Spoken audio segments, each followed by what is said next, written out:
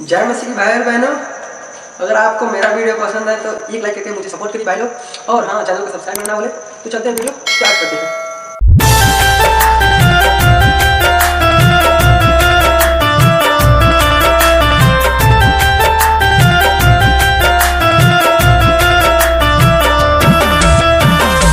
हाथ जोड़ी पाँव पड़ी, माथा धरी पाँव में। हाथ जोड़ी पाँव पड़ी, माथा धरी पाँव में।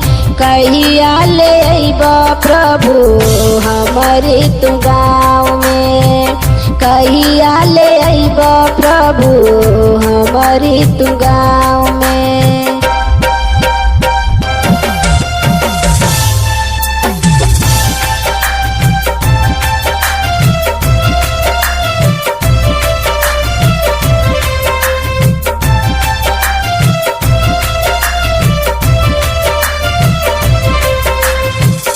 अखिया निहारे प्रभु दिन भर डगरिया।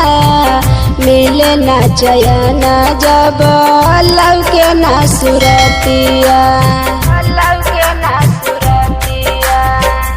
अखिया निहारे प्रभु दिन भर डगरिया। मिले न चयन जब लौके न सुरतिया। तोहरे बिना प्रभु कुछ न जहान में। तोहरे बिना प्रभु कुछ न जहान में। कहिया ले अइबा प्रभु हमारी तू गाँव में। कहिया ले अइबा प्रभु हमारी तू गाँव